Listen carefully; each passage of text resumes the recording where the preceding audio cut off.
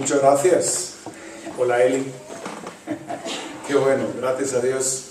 Es una alegría estar por acá, una alegría poder juntos celebrar la bondad del Señor. 42 años, es casi medio siglo. Para el Señor un día es como, para nosotros no es lo mismo que para el Señor.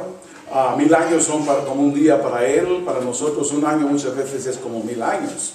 Especialmente si la estamos pasando mal. El sufrimiento forma parte integral de la vida del creyente y hoy estaremos hablando, y mañana y pasado mañana, acerca de este tema. Me recuerda algo que dijo mi suegro en cierta oportunidad cuando cumplió 35 años de casados. Han sido como 3 minutos, dice, y todas las señoras que estaban en aquel lugar dicen, ¡ay, qué romántico! Dice, bajo el agua. Entonces todos se rieron. Y él se asustó del chiste que había contado y se puso muy serio. Bueno, la cosa con los años y el tiempo y cómo lo vemos pasar depende mucho de las circunstancias que estemos pasando. Y un día veremos hacia atrás y vamos a ver que la vida ha pasado rápidamente y que las experiencias positivas y negativas han sido experiencias que nos han enriquecido. Y un día, cuando estemos en la eternidad, vamos a ver hacia atrás y vamos a decir, Dios todo lo ha hecho bien, porque Dios no se equivoca. Hay, por lo tanto, ánimo para nuestras vidas, viendo hacia adelante lo que Él tiene para nosotros.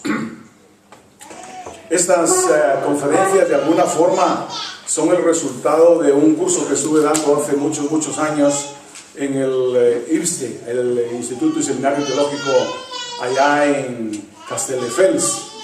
Era acerca de los libros poéticos y al estudiar el libro de Job puse una tarea a los chicos. Y la tarea era hallar en el libro de Job propósitos para el sufrimiento. Calificando los trabajos y haciendo yo la tarea antes de que ellos la hicieran para contrastar lo que ellos hacían con lo que yo había encontrado, me di cuenta que era el cuento de nunca acabar. Porque los propósitos para el sufrimiento seguían surgiendo. Entonces decidí dejar de buscarlos cuando pasé de los 80 propósitos para el sufrimiento. Y eso os dice algo, cuánto va a durar esas conferencias a vosotros. Pero antes de entrar a hablar del tema de los propósitos, para qué sirve el sufrimiento, vamos a ver algunas de las razones que Dios cumple en el sufrimiento. Frecuentemente lo que nos destruye no es tanto la carga, sino la manera en que la llevamos. Hay personas que están lesionadas de la espalda, van a rehabilitación, y al ir a rehabilitación, entonces le dice, mire, es que usted no debe de coger las cargas de esta forma. Tiene que doblar las piernas, flexionar, levantarla de esta manera. ¿Se da cuenta? Así no se va a dañar. Y es verdad. Dios nos pone cargas. Indudablemente Él dice, llevad mi yugo sobre vosotros, pero Él dice que su carga es ligera. Sin embargo, la carga que el Señor pone sobre nosotros muchas veces nos destruye, pero no por la carga en sí, sino por la manera en que la llevamos. Tiene mucho que ver con nuestra disposición, nuestra actitud y el sentir en general hacia la carga que nos ha tocado llevar. Un hombre se quejaba en cierta oportunidad de que era muy grande la cruz que le había tocado llevar. Así que Dios le dijo, muy bien, entra en esa habitación y pon tu cruz ahí y escoge la cruz que tú quieras llevar en vez de la cruz que te toca llevar. El hombre entró, estuvo viendo, había cruces de todos tamaños, de todos colores, de todas formas.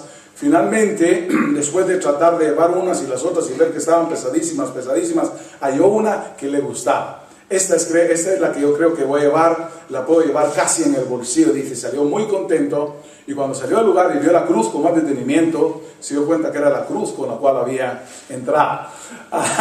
Muchas veces tiene que ver con perspectiva también, cómo es que nosotros sentimos la carga que nos ha tocado llevar.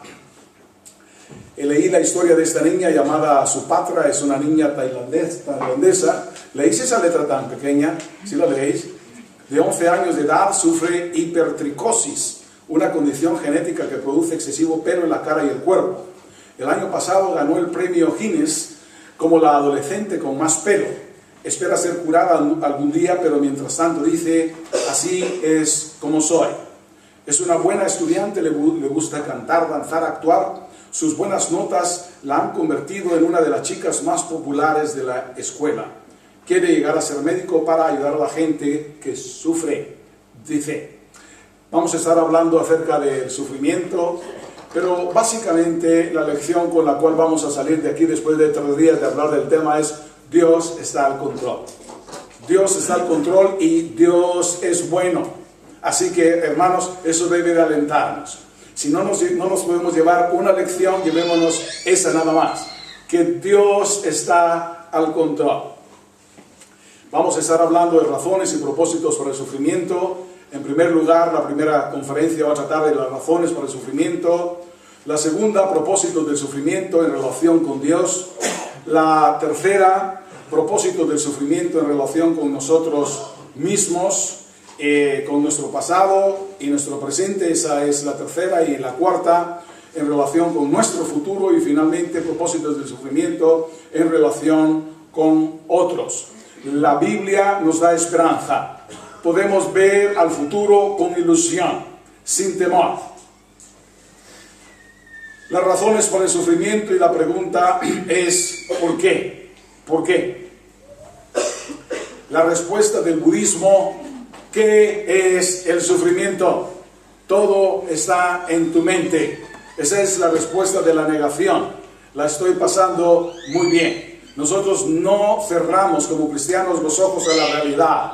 Y la realidad es una realidad triste, es una realidad dura, es una realidad negra, una realidad horrorosa muchas veces. Esa es la realidad del mundo en que vivimos y eso es lo que nos ha tocado vivir.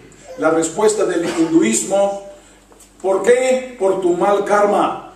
Debes haber hecho algo malo en otra vida. Y desde luego la esperanza del hinduismo es en una siguiente reencarnación. Quizá las cosas van mejor si te portas bien de este lado de la eternidad. Bueno, no es lo que nos dice la Biblia. Dice: está establecido para los hombres que mueran una vez y después de este el juicio.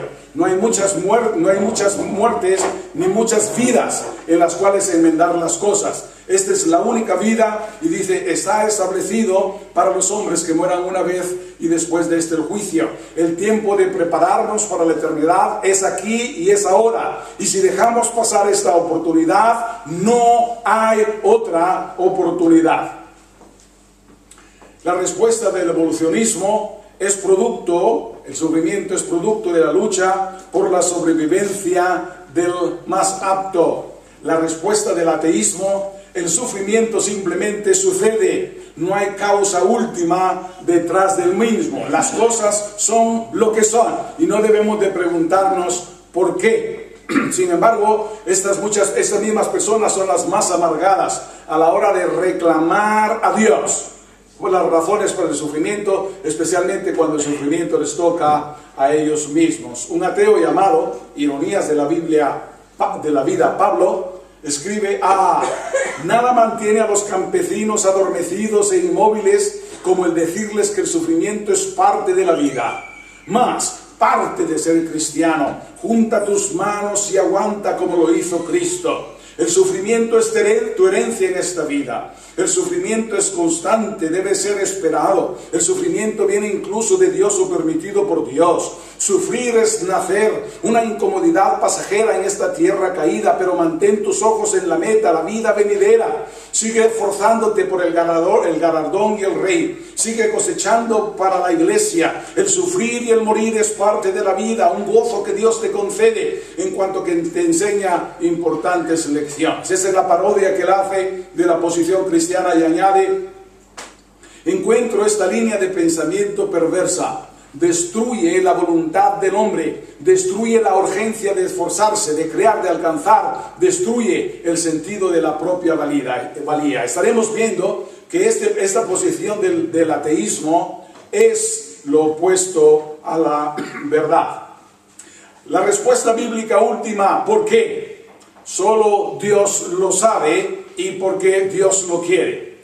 A esto hemos venido aquí conferencias sobre el sufrimiento para decirnos lo que ya sabíamos. Pues sí, hermanos. ¿Por qué sufrimos? ¿Por qué? Bueno, Dios lo sabe. Y porque Dios lo quiere.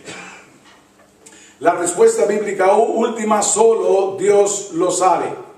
A la demanda de una respuesta a sus porqués, Job recibe de Dios más de 70 preguntas. No le da respuestas, le da preguntas que ponen a Job en su lugar. Dios no es el que está en el banquillo de los acusados, es Job quien está ahí y Dios interroga a Job. Las preguntas sugieren que Dios sabe lo que hace, en primer lugar. Dios sabe lo que hace. En segundo lugar, si Dios diera explicaciones a Job, Job no las entendería.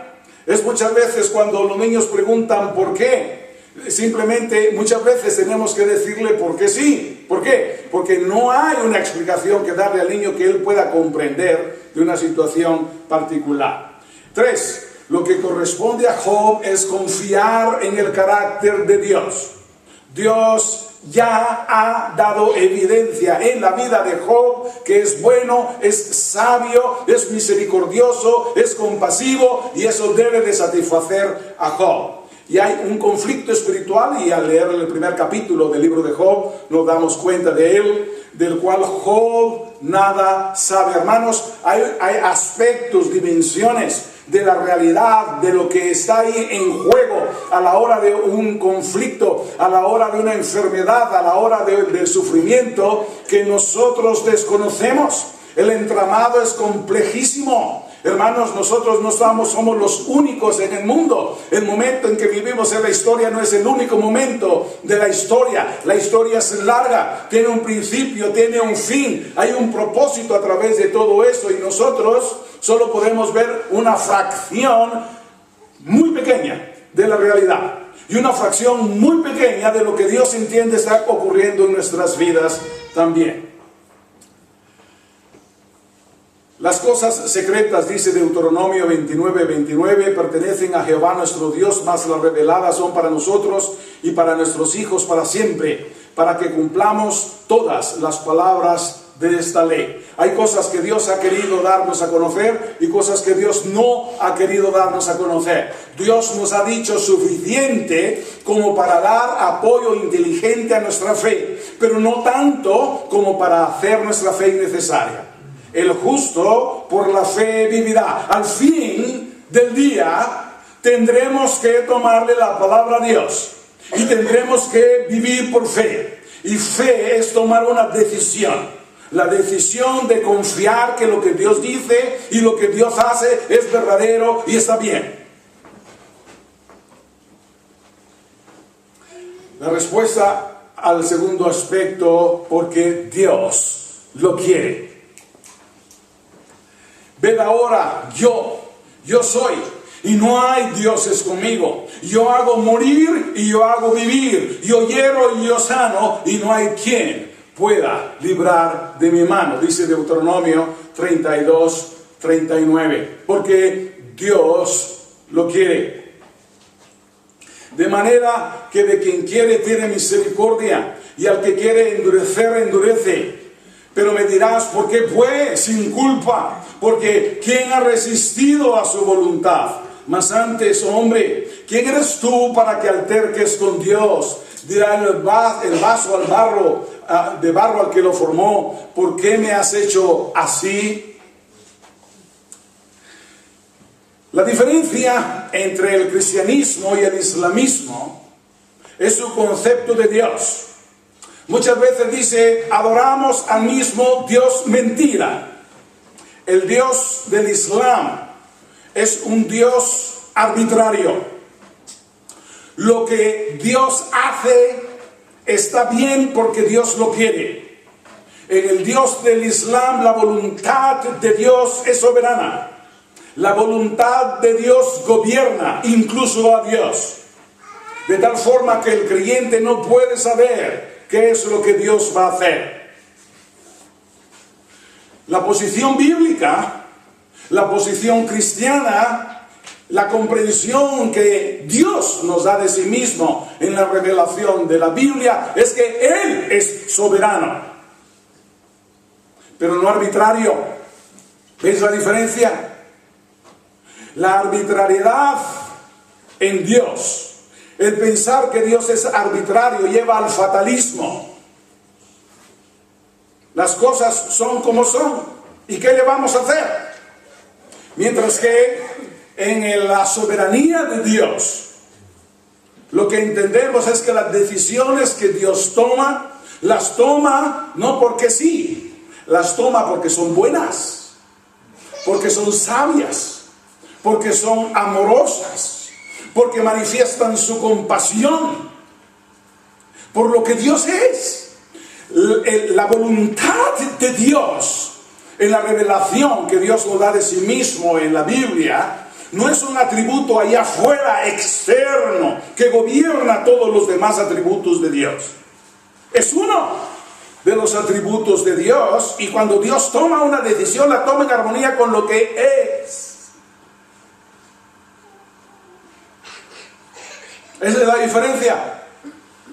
Así que cuando leemos de manera que de quien quiere tiene misericordia y al que quiere endurecer endurece, debemos de traer a la memoria la historia de Faraón.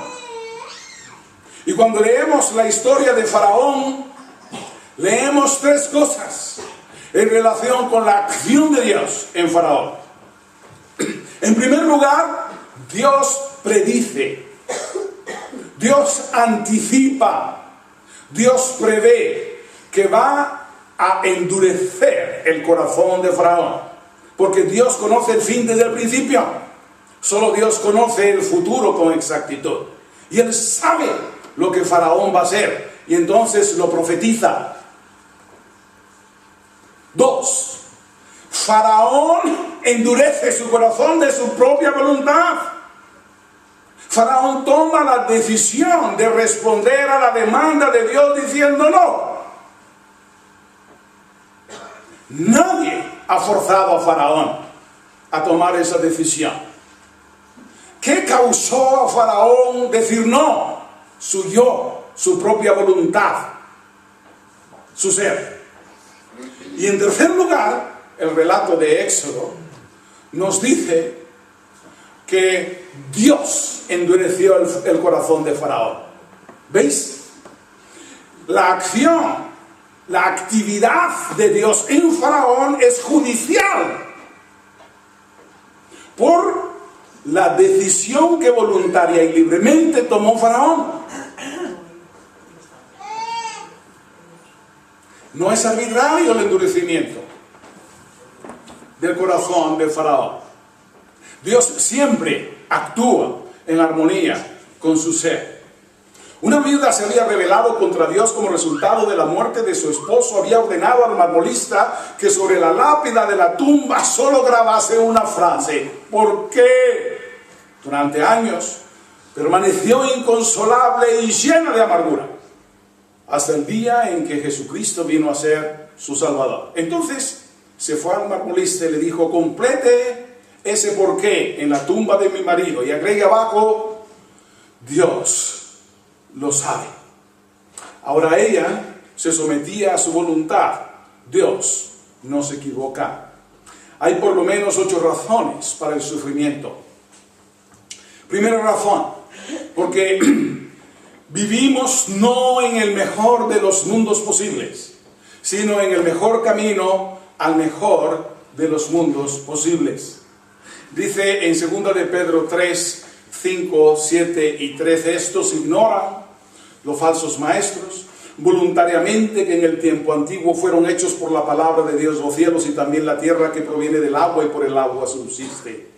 Por lo cual el mundo de entonces pereció anegado en agua, pero los cielos y la tierra que existen ahora están reservados por la misma palabra, guardados para el fuego en el día del juicio y de la perdición de los hombres impíos. Pero nosotros esperamos, según sus promesas, cielos nuevos y tierra nueva, en los cuales mora la justicia.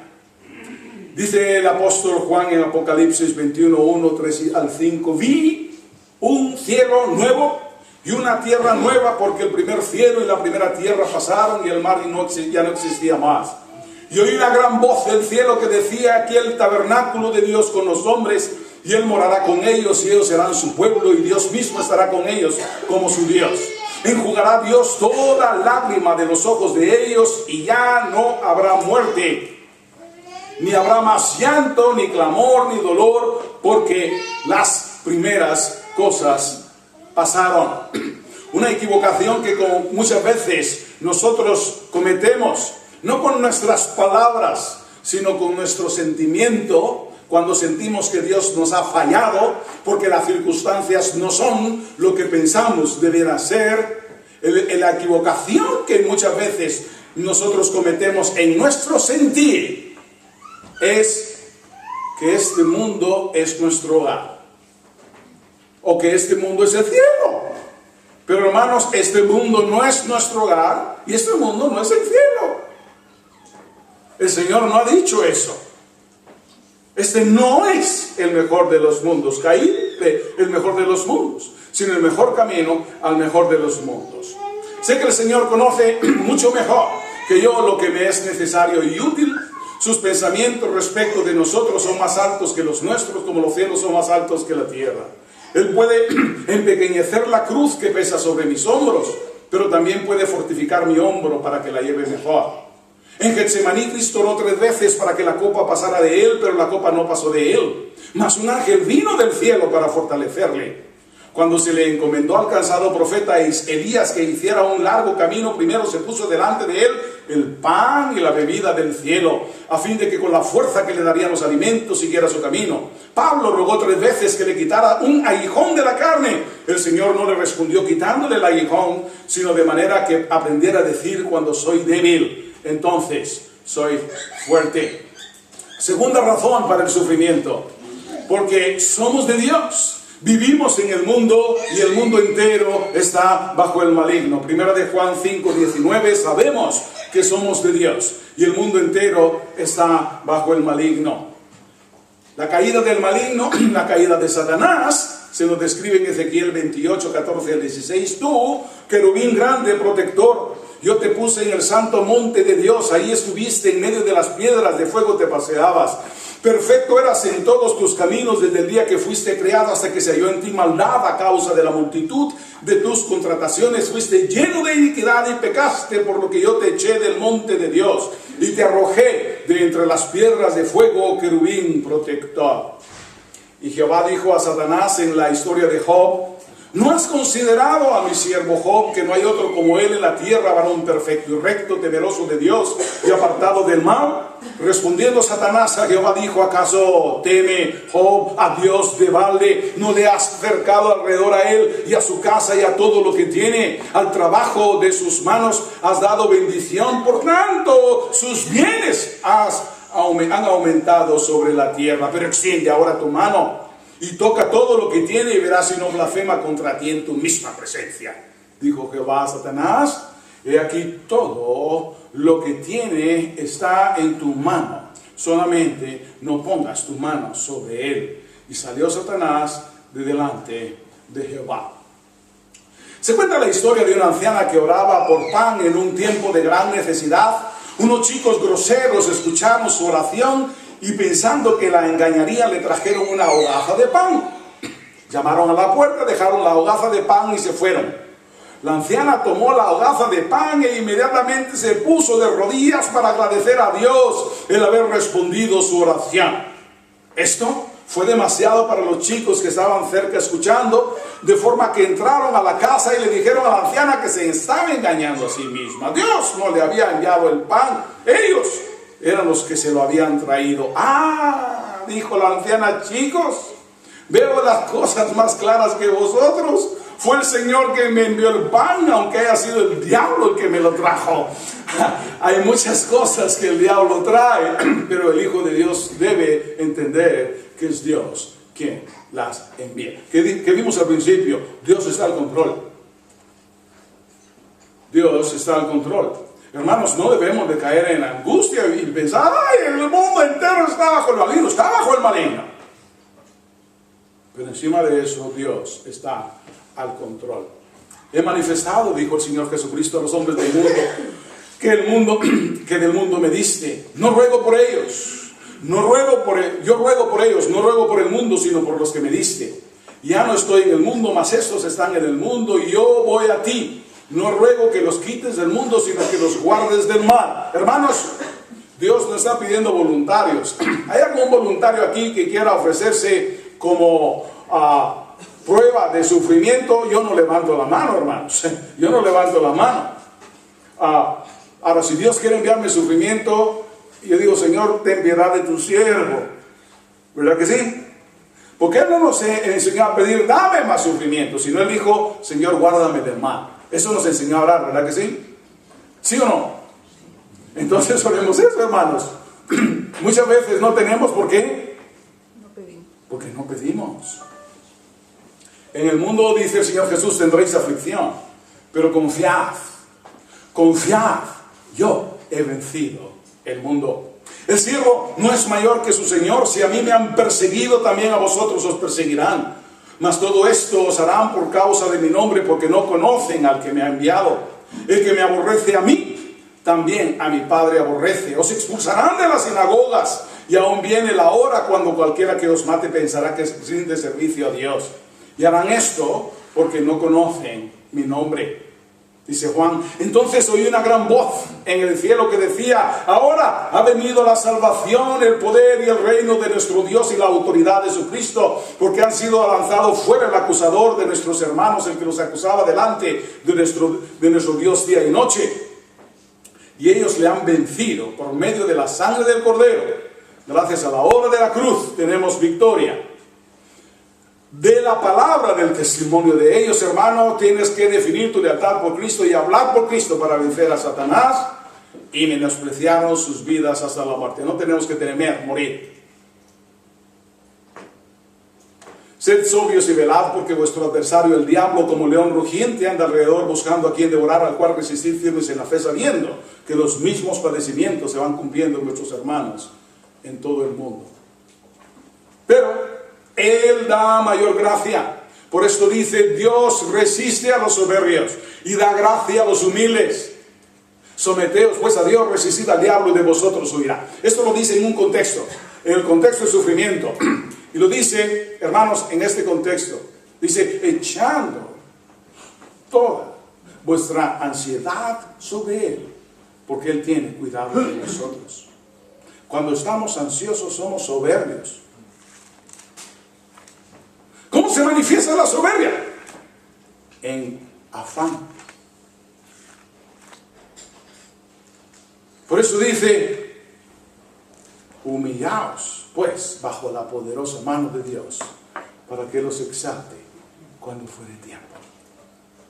Someteos a Dios, resistid al diablo, y de vosotros huirá. Es interesante que dice primero someteos y después resistid. Porque nosotros solos no podemos. Tenemos que someternos a Dios. Y entonces resistir al diablo. Muchas veces pensamos que la derrota de Satanás viene, por ejemplo, en la enfermedad con la salud. Así se entiende en muchos lugares, ¿verdad? Pero hermanos, en la enfermedad la derrota de Satanás se logra con la paz, el gozo, la bienaventuranza, el testimonio. Pero tú, dice el apóstol Pablo a Timoteo, tercera razón para el sufrimiento, porque al identificarnos con Cristo recibimos el mismo trato que Él recibió. Pero tú has seguido mi doctrina, conducta, propósito, fe, longanimidad, amor, paciencia, persecuciones, padecimientos, como los que me sobrevinieron en Antioquía, en Iconio, en Listra. Persecuciones que he sufrido, y de todas me ha librado el Señor. Y también todos los que quieren vivir piadosamente en Cristo Jesús padecerán persecución. ¿Cuántos? Todos. Si no es de una forma, es de otra. Por dar la cara por Cristo. Yo conozco tus obras, dice el Señor a la iglesia de la Odisea en Apocalipsis 3. Me he equivocado ahí en la cita. No, perdón, es el 2. Yo conozco tus obras y tu arduo trabajo y paciencia, que no puedes soportar a los malos. Es el mensaje de la iglesia de Éfeso. Y has probado a los que se dicen ser apóstoles y no lo son, y los has hallado mentirosos, y has sufrido, y has tenido paciencia, y has trabajado arduamente por amor de mi nombre, y no has desmayado. Por la fe Moisés, hecho ya grande, quizás es una de las ilustraciones mayores de identificarnos con Cristo y sufrir con Cristo. Por la fe, Moisés, hecho ya grande, rehusó llamarse hijo de la hija de Faraón, escogiendo antes ser maltratado con el pueblo de Dios, que gozar de los deleites temporales del pecado, teniendo por mayores riquezas, atención, los sufrimientos del vituperio de Cristo, que los tesoros de los egipcios. Fijaos. Porque tenía puesta la mirada en el galardón. Por la fe dejó Egipto, no temiendo la ira del rey, porque se sostuvo como viendo al invisible. Tú sabes, dice Jeremías, esta identificación con Dios y su causa, desde luego, no es exclusiva del Nuevo Testamento. Tú sabes, oh Jehová, acuérdate de mí, visítame y véngame de mis enemigos, no me reproches en la prolongación de tu enojo, sabes que por amor de ti sufro ofensa. Fueron halladas tus palabras y yo las comí, y tu palabra me fue por gozo y alegría en mi corazón, porque tu nombre se invocó sobre mí, oh Jehová, Dios de los ejércitos. Porque esto merece aprobación, dice el apóstol Pedro, si alguno a causa de la conciencia delante de Dios sufre molestias padeciendo injustamente, pues que gloria es y pecando, sois abofeteados si lo soportáis, mas si haciendo lo bueno sufrís y lo soportáis, esto ciertamente es aprobado delante de Dios. Esta es la cuarta razón, para imitar a Cristo. Somos llamados a imitar a Cristo, atención, en su sufrimiento. Nos gusta ver al Señor Jesucristo como nuestro ejemplo, y es nuestro ejemplo. Pero cuando se habla de Cristo como ejemplo, se habla de Cristo como ejemplo de sufrimiento en la injusticia. Pues para esto fuisteis llamados. Porque también Cristo padeció por nosotros, dejándonos ejemplo para que sigáis sus pisadas, el cual no hizo pecado ni se halló engaño en su boca, quien cuando le maldecían no respondía con maldición, cuando padecía no amenazaba, sino encomendaba su causa al que juzga justamente. Ser como Cristo. El agua de la vida es gratuita, pero la cañería para llevarla debe ser pagada. Hay un precio que pagar por llevar el Evangelio a los perdidos. Oh Jesús, oraba un hermano, con mansedumbre y humildad de corazón escúchame. Líbrame, Señor Jesús, del deseo de ser estimado, del deseo de ser amado, del deseo de ser ensalzado, del deseo de ser honrado, del deseo de ser alabado, del deseo de ser preferido a otros, del deseo de ser consultado, del deseo de ser aprobado.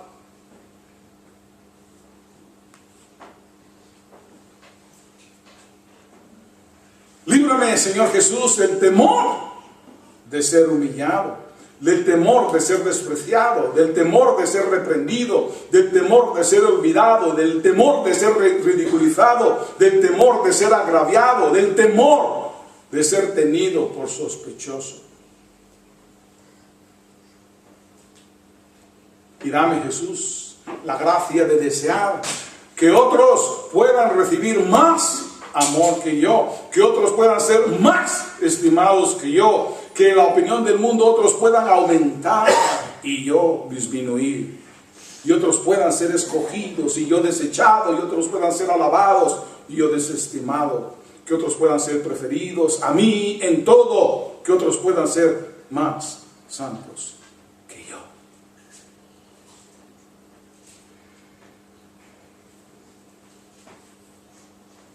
¿No es cierto que mucho del sufrimiento viene no de tener poco, sino de que los demás tengan más?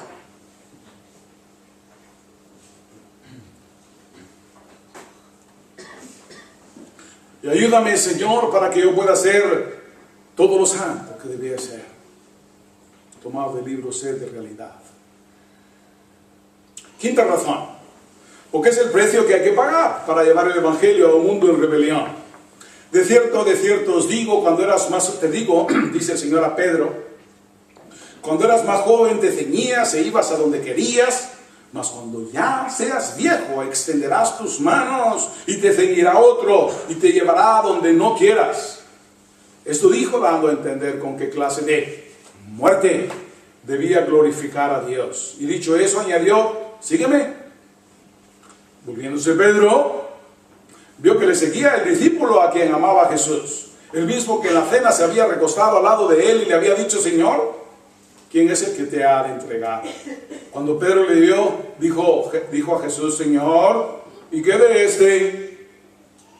Jesús le dijo, si yo quiero,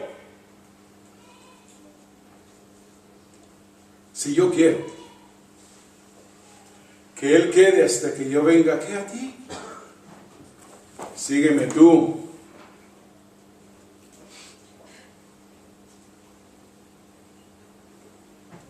Solamente que os comportéis como es digno del Evangelio de Cristo, combatiendo unánimes por la fe del Evangelio, porque a vosotros os es concedido a causa de Cristo, no solo que creáis en Él, sino también que padezcáis por Él, teniendo el mismo conflicto que habéis visto en mí y ahora oís que hay en mí. Hermanos, os es concedido. ¡Es la hora de los regalos! Bien, aquí está el regalo que el Señor tiene para ti. Es un don. ¿Cómo lo vemos?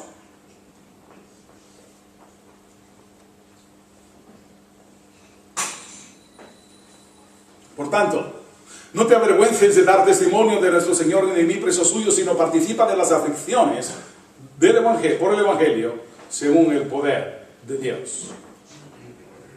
Tú pues sufre penalidades como buen soldado de Jesucristo. Ninguno que milita se enrede en los negocios de la vida a fin de agradar a aquel que le tomó por soldado. Yo, Juan, vuestro hermano y copartícipe vuestro en la tribulación, en el reino y en la paciencia de Cristo, estaba en la isla llamada Patmos por causa de la palabra de Dios y del testimonio de Jesucristo. Sexta razón para el sufrimiento, porque es necesario. Porque es necesario. No solamente es conveniente, no solamente es recomendable, es que no puede ser de otra forma. Es necesario. El Señor le dijo, ve, hablando de Ananías de Pablo, en ese momento Saulo. Ve, porque instrumento escogido me es este para llevar mi nombre en presencia de los gentiles y de reyes y de los hijos de Israel, porque yo le mostraré cuánto es necesario padecer por mi nombre. Entonces vinieron unos judíos de Antioquía y de Iconio que persuadieron a la multitud y habiendo apedreado a Pablo le arrastraron fuera de la ciudad, pensando que estaba muerto. Más adelante Pablo va a decir, conozco un hombre, sin el cuerpo no lo sé, si fuera del cuerpo no lo sé, que le fue permitido viajar al tercer cielo. ¿Los acordáis? Yo creo que lo mandaron a pedradas al tercer cielo.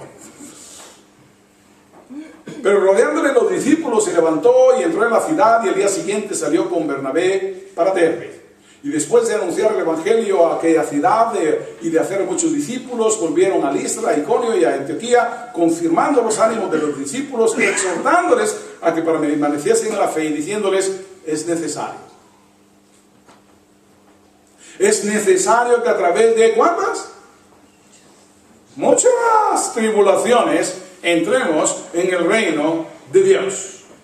Hermanos, muchos de los sufrimientos que tenemos tiene que ver con los dolores de espalda que nos da el llevar la carga mal. Ver lo que el Señor nos enseña sobre el sufrimiento y cómo Él lo ve necesario, nos ayudará a coger la carga mejor. Es que así tiene que ser.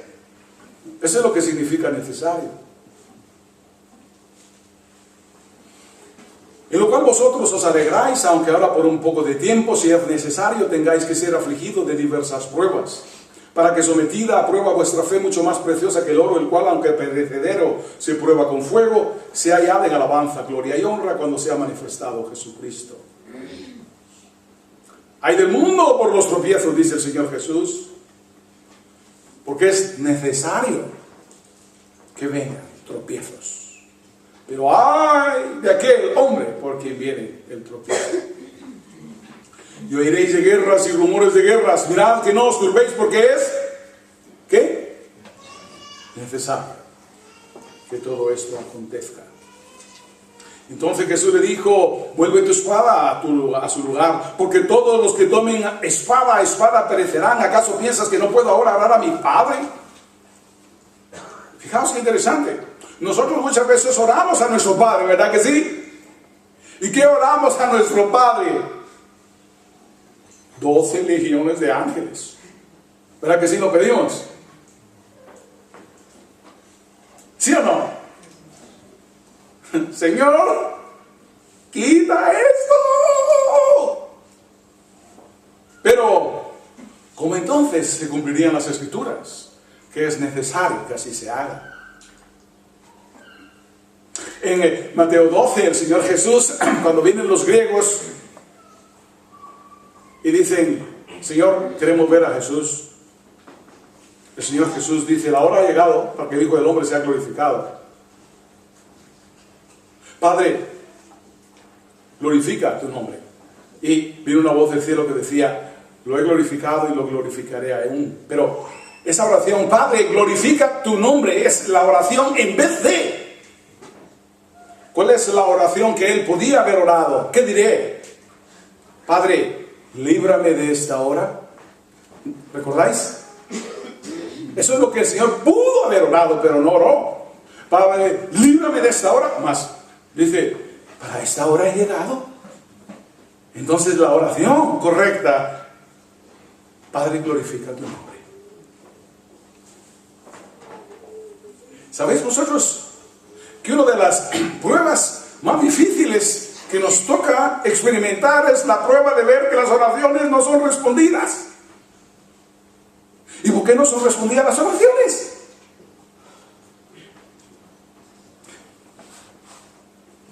¿Qué dice? Si alguno pide conforme a su voluntad, Él nos oye. Y si sabemos que si Él nos oye, tenemos las peticiones que le hayamos hecho. ¿Cómo debemos orar? Como el Señor Jesús en el Getsemaní, ¿verdad que sí? No mi voluntad, sino la tuya. Yo he de confesar que muchas veces me he sentido desanimado. Pero examinando la razón para el desánimo viene porque mi oración no es respondida como yo quiero. Y dejo de orar.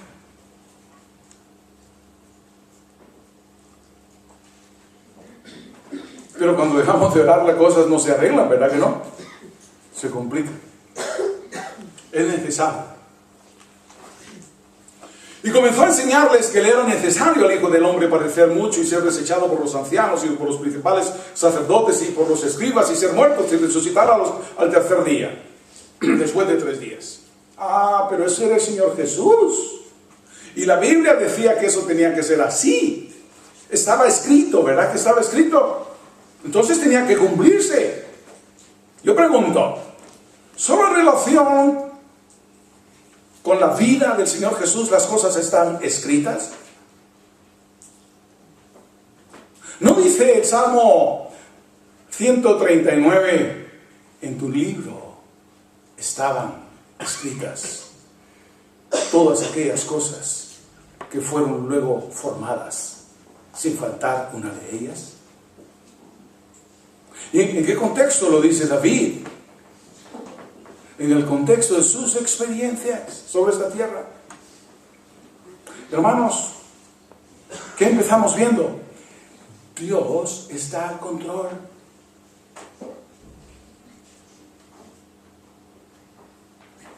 Refiramos a Dios nuestras circunstancias. Refiramos a Dios nuestro sufrimiento. Refiramos a Dios nuestro sentir.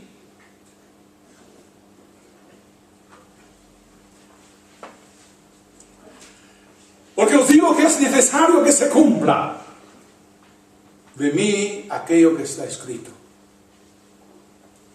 No era necesario que el Cristo padeciera estas cosas y entrara en su gloria.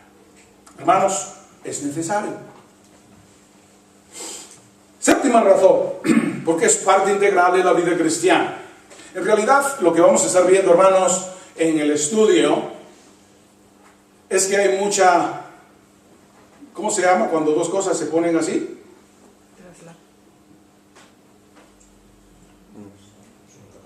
Solapar, ¿verdad? Esa es la palabra que usáis aquí en España. Después de 27 años en España, todavía algunas, me viene a la mente las palabras que utilizamos del otro lado del charco. La palabra que utilizamos del otro lado del charco para solapar es traslapar. Eso suena chino, ¿verdad que sí? Estas cosas que estamos viendo para ver distintos ángulos del mismo tema, sufrimiento, desde el punto de vista de, la Biblia, de lo que dice la Biblia, se solapan. Entonces hay mucha repetición al principio. Y lo que tiene que ver con las razones de sufrimiento ya lo vimos al principio. ¿Cuál es la primera razón? Porque Dios lo sabe. Porque Dios lo sabe. ¿Y la segunda? Dios lo quiere. Porque Dios lo quiere. Y ahí está. Ahora, estamos viendo distintos matices. Otro matiz. Es parte integral de la vida cristiana. Amados, no os sorprendáis del fuego de prueba que os ha sobrevenido como si alguna cosa extraña os aconteciese. No es extraño, es propio, es parte integral. Sino gozaos, por cuanto sois participantes de los padecimientos de Cristo, para que también en la revelación de su gloria os gocéis con gran alegría. Si sois vituperados por el nombre de Cristo, sois bienaventurados, porque el glorioso Espíritu de Dios reposa sobre vosotros. Ciertamente, de parte de ellos, Él es blasfemado, pero por vosotros es glorificado, así que ninguno de vosotros padezca como homicida, o ladrón, o malhechor, o por entremeterse en lo ajeno. Pero si alguno padece como cristiano, no se avergüence, sino glorifique a Dios por ello. ¿Qué es glorificar a Dios? Es dar a conocer sus cualidades y sus atributos, que otros puedan ver a Cristo en mí. ¡Ay! Tú tienes algo especial. ¿Alguno de vosotros se ha dado cuenta que ahí en la escuela, en el instituto, en el trabajo, con los vecinos, tú le caes simpático a la gente? ¿Eres simpática? ¿Eres simpático? ¿Le caes bien a la gente? ¿Cuántos de los que estáis aquí le caéis bien a la gente? A ver, hermanos. ¡Qué majete! ¿Verdad que sí es la palabra, eh? ¡Qué maja! Hermanos, eso que otros pueden ver y que no saben qué es Cristo. Es el Señor Jesús a quien están viendo.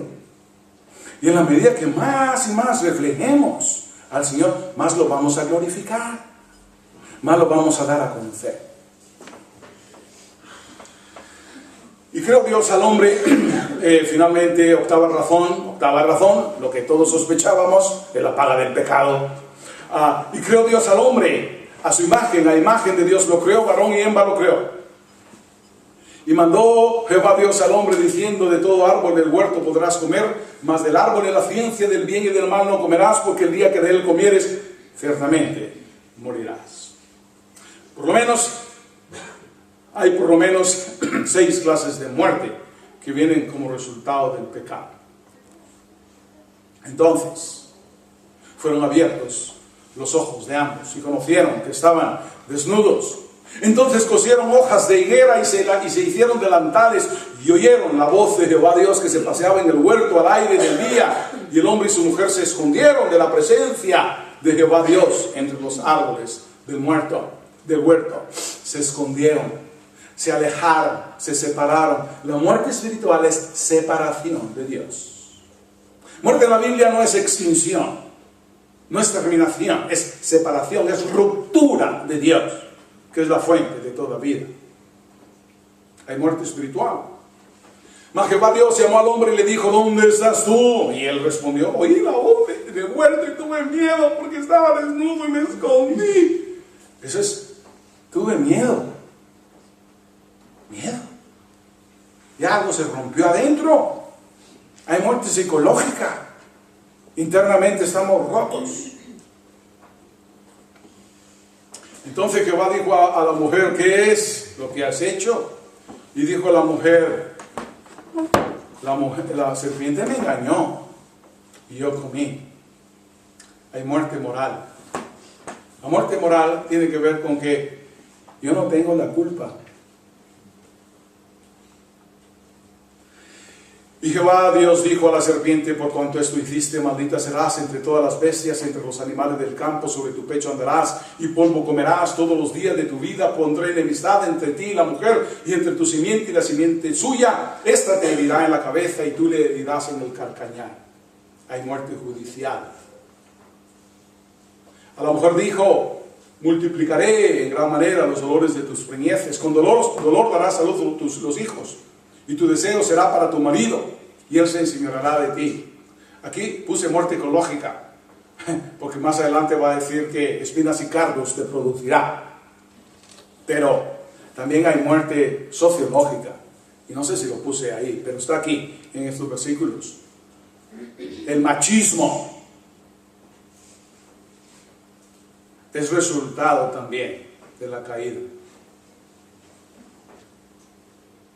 Él se enseñoreará de ti. Esto no es el diseño original al cual hace referencia el apóstol Pablo en 1 de Timoteo, el capítulo 2.